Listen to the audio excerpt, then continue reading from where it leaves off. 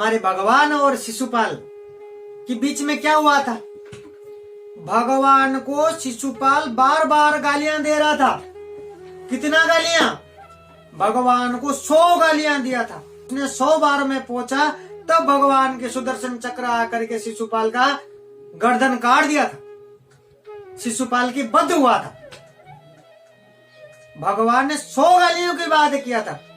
तो हमें हमेशा ध्यान रखना चाहिए, कोई हमें 2, 5, 10 गालियां दे भी देता है तो सहन शक्ति रखना चाहिए। आप तो 1, 2, 5 गालियों में ही कोई आपको डांटता है, चिल्लाता है, कोई गाली गलौज कर दिया तो आप तो तुरंत ही प्रहार करते हो, तुरंत ही बोलते हो। धैर्य रखना चाहिए हमेशा हमें जीवन के अंदर।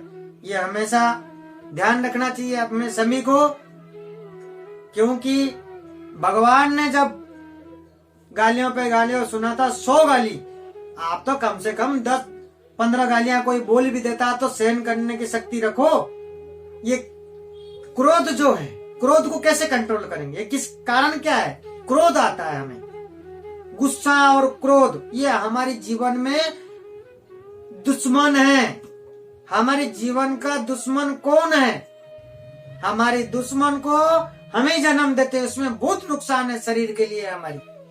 क्रोध करना, गुस्सा करना, हम ही इसको जन्म देते हैं। कैसे? ये 2 चीजें कंट्रोल करना है। जो क्रोध है इसका 2 कारण है। क्रोध गुस्सा के 2 कारण है। इसको कंट्रोल कर लेंगे तो आपको बहुत लाभ मिलेगा, बहुत शांति मिलेगा आपको। ये 2 चीजें कंट्रोल करना बहुत जरूरी है। और इसके 2 कारण है क्रोध के। एक कारण क्या है? क्रोध क्यों आता है? क्रोध इसलिए आता है, इच्छा करते हम, अधिक इच्छा करते हम। जब कभी अधिक इच्छा करते हैं वो इच्छा पूरा नहीं होती है। किसी चीज को हम इच्छा कर रखा है वो हुआ ही नहीं पूरा, तो फिर जब नहीं होता कोई काम हमें, कोई हम सोच रखा हमने ज्यादा से ज्यादा किसी चीज को पाने के लिए, वो नहीं मिला तो हमें गुस्सा आता है, क्रोध होता है, फिर मारने के लिए तैयार हो जाते हैं हम, प्रहार करने के लिए तैयार होते हैं हम। तो उसको क्या करना चाहिए? इच्छाएं को खत्म करो।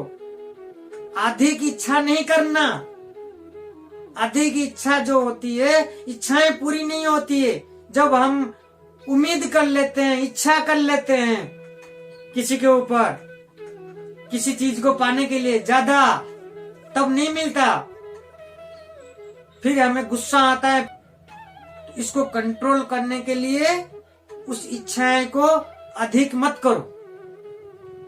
जो मिल रहा है उसमें खुश रहो। जो भगवान ने दिया है उसमें प्रसन्न रहो, क्योंकि जो आपकी भाग्य में है, जो आपकी किस्मत में है वो मिलेगा ही। वो आप ज्यादा इच्छा करोगे उतनी मिलेगा। वो तभी गुस्सा और क्रोध तभी जन्म होता है। कंट्रोल करना बहुत जरूरी है। दूसरा कारण अहंकार।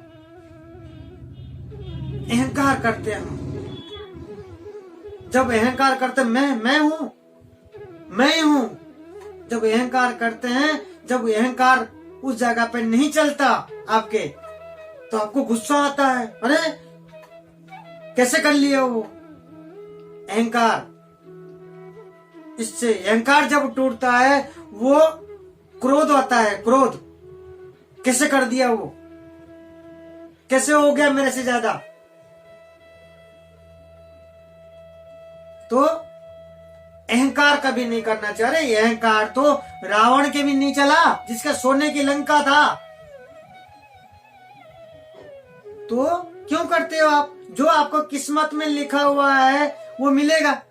तो आपको ये 2 कारण हमेशा आपको ध्यान रखना चाहिए कि कभी अहंकार जीवन में नहीं करनी चाहिए, कभी इच्छा, अधिक इच्छा नहीं करनी चाहिए। ये करते हैं तो आपकी गुस्सा और क्रोध बढ़ेगा। आप चाहते हैं कि क्रोध को कंट्रोल करना, गुस्सा नहीं आए, क्रोध नहीं हो, तो ये दोनों चीज को आपको जीवन में छोड़ना पड़ेगा।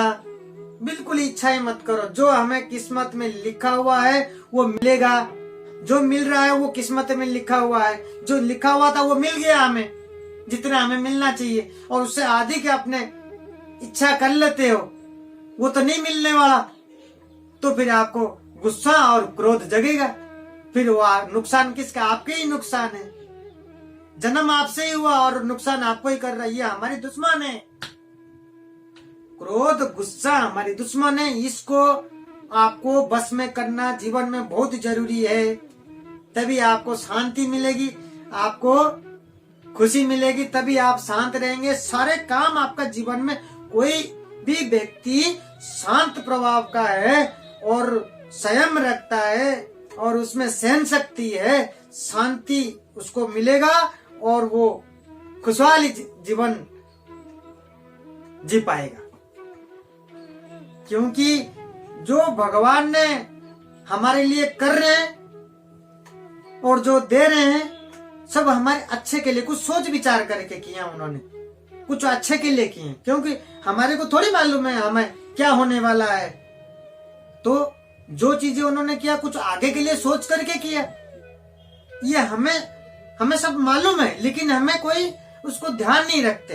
ये हमेशा हमको हर पल ध्यान रखना चाहिए। जो भगवान ने दिया उसमें खुश होनी चाहिए, और जो हमें मिला उसमें ही प्रसन्न रहो। ज्यादा आप लोग हाथ पैर मारेंगे, ज्यादा कोशिश करेंगे, जो आपके लिखा हुआ उससे ज्यादा तो मिलने वाला है ही नहीं, ये तो तय है। सीधा सीधा चलना चाहिए।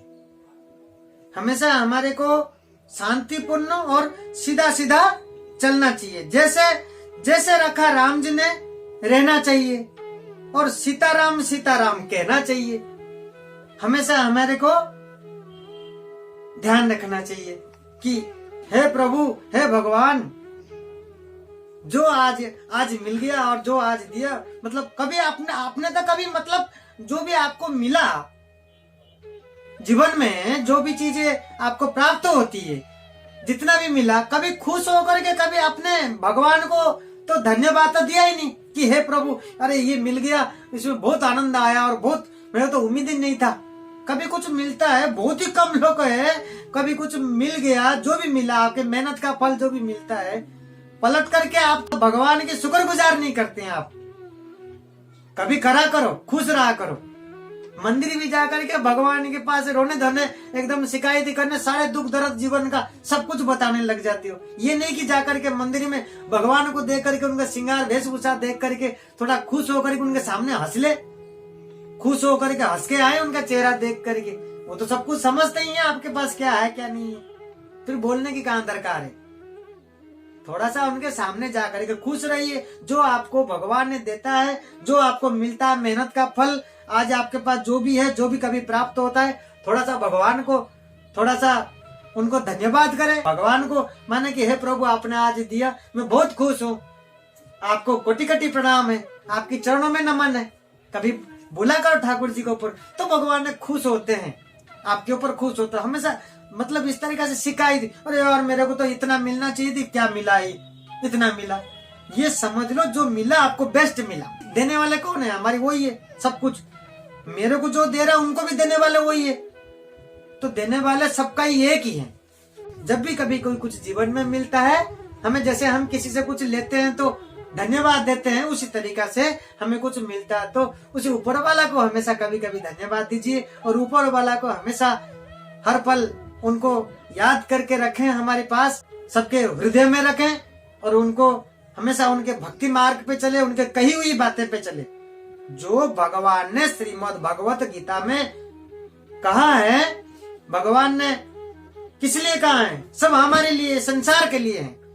वो नियम कानून है। जैसे हम रास्ता में चलते हैं, हमारे लिए नियम कानून, पुलिस, रेड लाइट, ट्रैफिक, सब सिस्टम बने हुए हैं, उसको फॉलो करते हुए रास्ते में चलते हैं। जब हम उल्टे सीधे हरकत करते हैं, क्या होता है? पुलिस वाला पकड़ता है, हमारी चालान करता है। उसी तरीका से हमारे संसार में जीने के लिए, इस जीवन को जो हमारे जीवन मिला, उसी जीवन को संसार में चलाने के लिए, उसके लिए भी हमारी श्रीमद् भगवत गीता के अंदर हमारे जीवन कैसे बिताना है, क्या नियम है संसार में, भौतिक संसार के अंदर, वो सब लिखा हुआ है।